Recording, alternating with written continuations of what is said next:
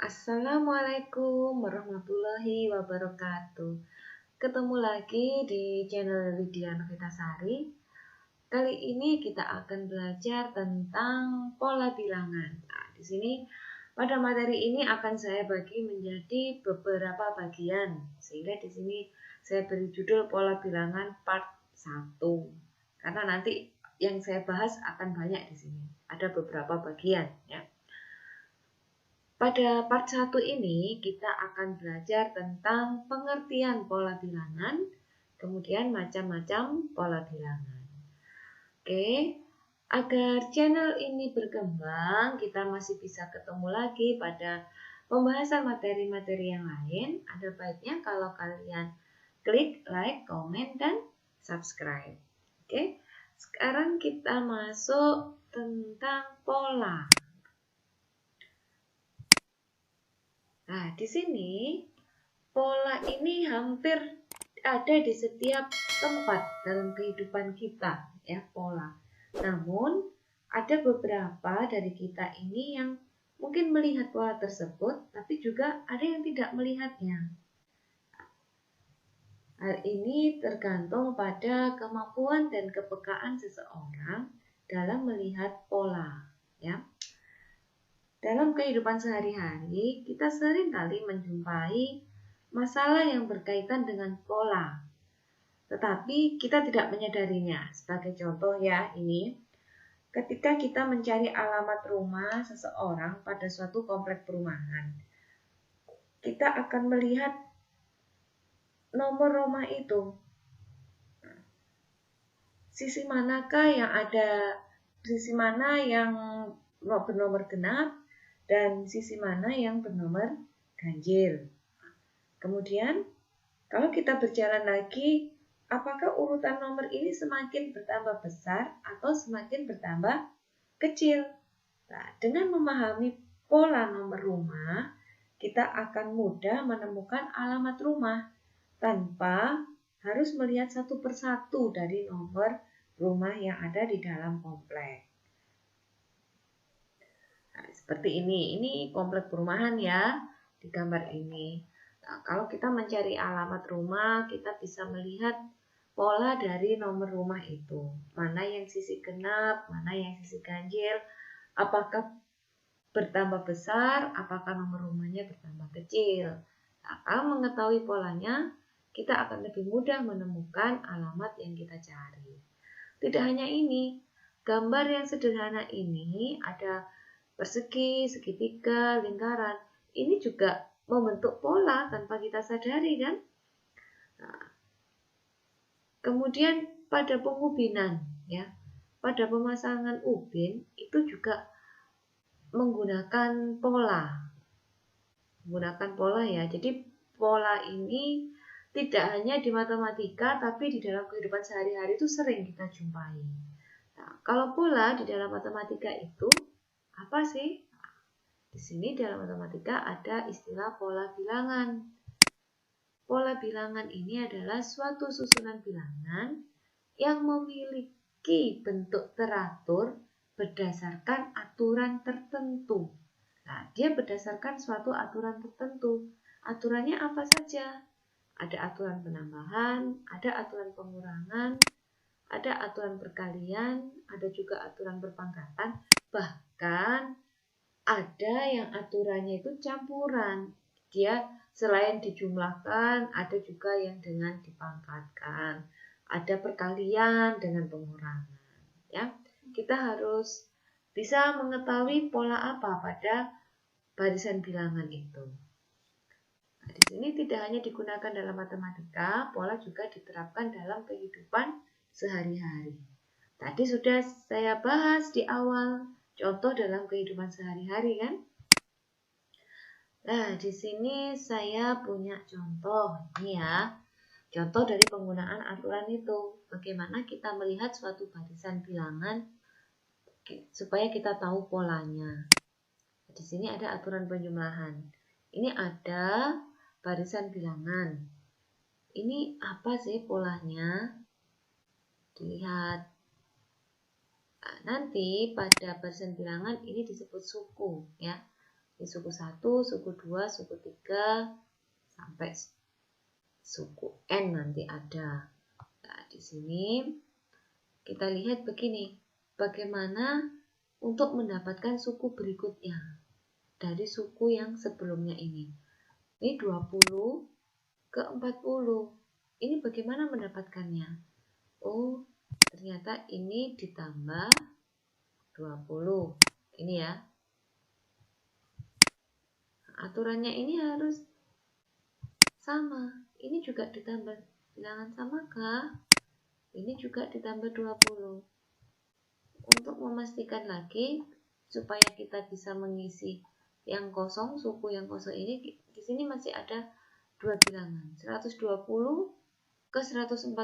Oh, ini juga ternyata ditambah 20.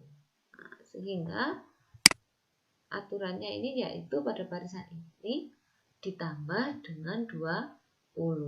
Kalau disuruh melengkapi, diminta untuk melengkapi, tinggal ini ditambah juga dengan 20. 60 tambah 20 yaitu 80. Kemudian 80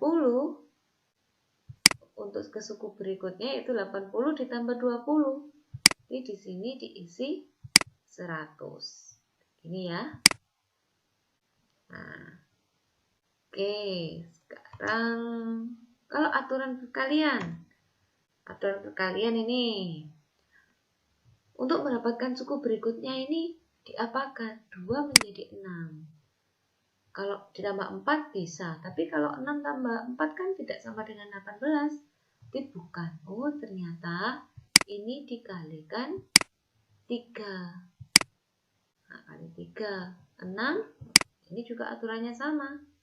Dikali 3. 6 kali 3 itu 18.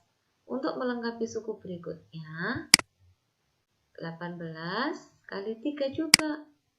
Berapakah 18 dikali 3? 18 dikali 3 yaitu 54. Ini 54. Untuk melengkapi lagi, berarti 54 dikalikan 3.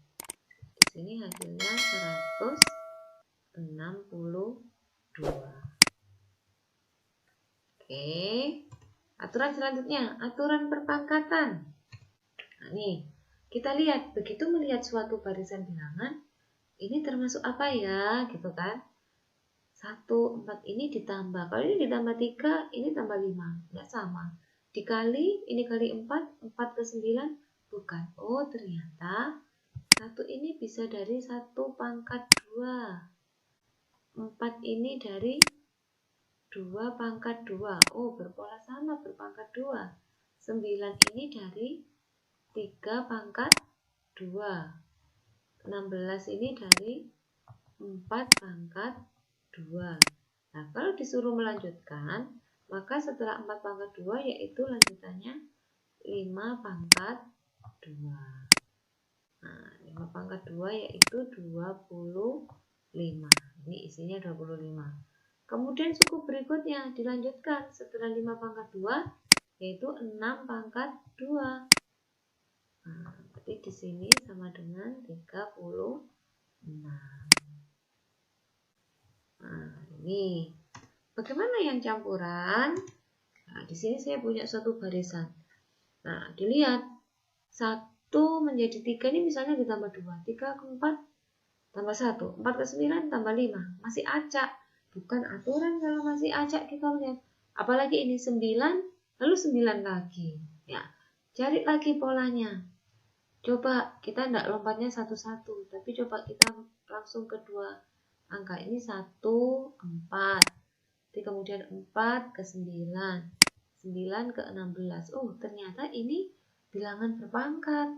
1 pangkat 2, 4 ini dari 2 pangkat 2, 9 ini dari 3 pangkat 2, 16 ini dari 4 pangkat 2. Nah, berarti kalau melanjutkan, ini diisi 5 pangkat 2, yaitu 25. Ini kan? Nah, lalu yang ini, 3 ke 9. Nah, ini ternyata dikali 3.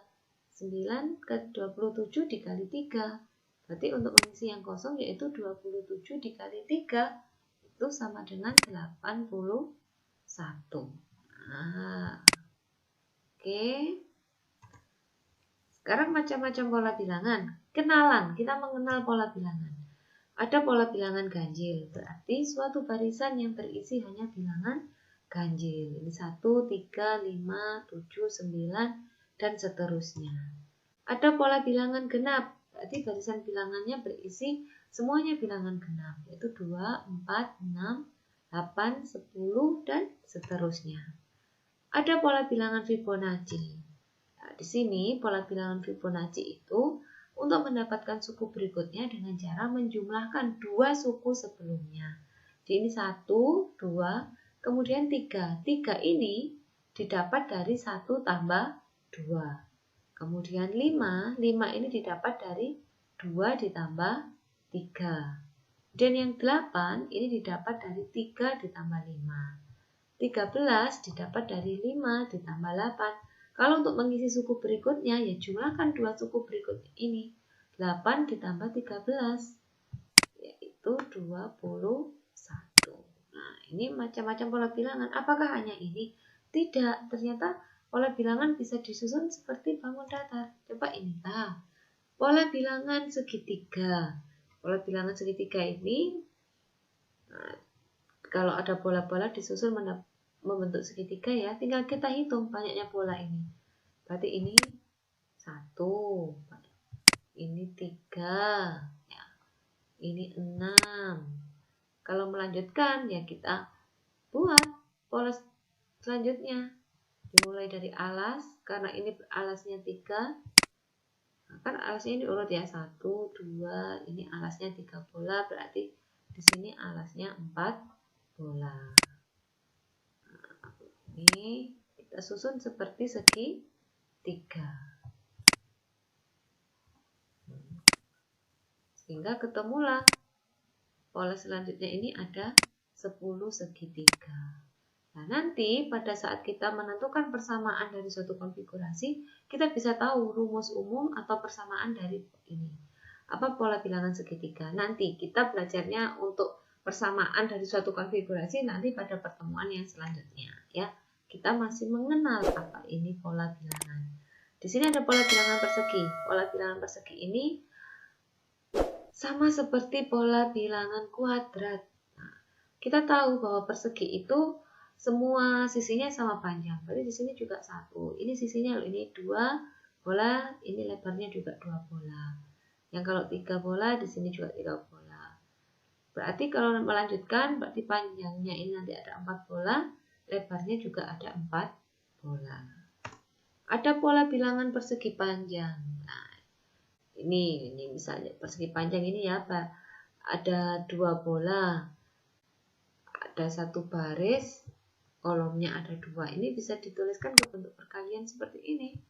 Ini jadi 1 kali 2. Nah, kalau ini ada 2 baris, bisa jadi 2 kali 3.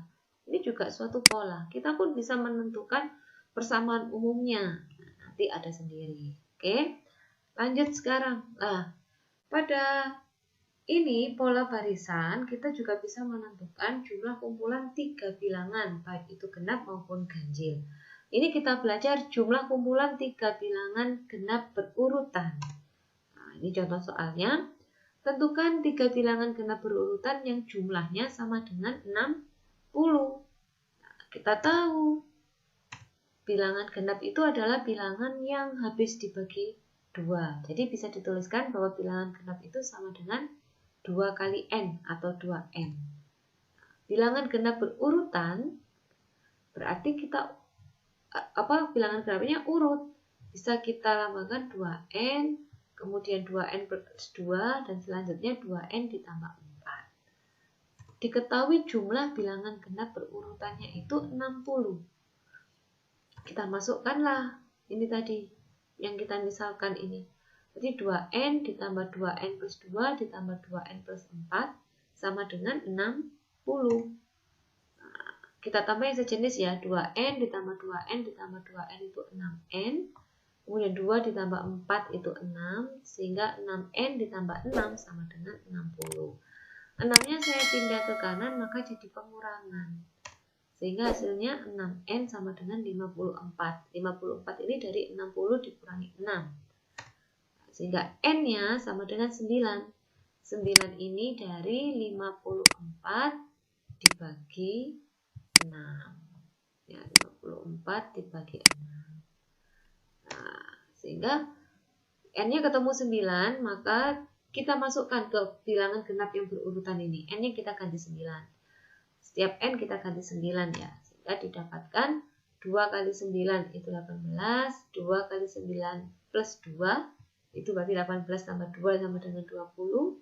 Ini 2 kali 9 ditambah 4. Jadi sama dengan 22.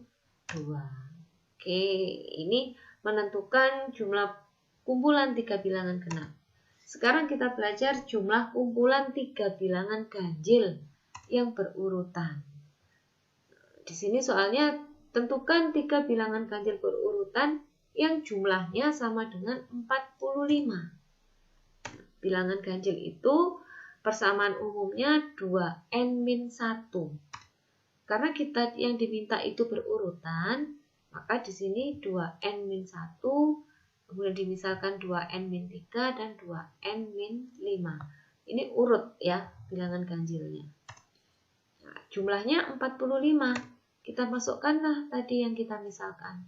2n-1 ditambah 2n-3 ditambah 2n-5 itu sama dengan 45. Di sini yang sejenis 2n ditambah 2n ditambah 2n itu 6n.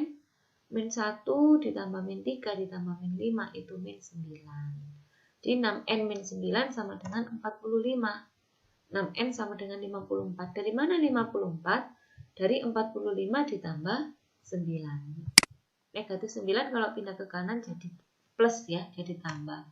Maka n-nya sama dengan 9. 9 ini dari 54 dibagi 6. Jadi setelah ketemu n-nya sama dengan 9, maka bilangan berurutannya ketemu 2 kali 9 kurangi 1. Nah, itu sama dengan 17. 2 kali 9 dikurangi 3, itu sama dengan 15. 2 kali 9 dikurangi 5, sama dengan 13. Jadi bilangan ganjilnya itu 17, 15, dan 13. Kalau ini ditambahkan, maka hasilnya sama dengan 45. Oke. Sampai di sini ya belajar kita. Ketemu lagi pada materi-materi yang berikutnya. Wassalamualaikum warahmatullahi wabarakatuh.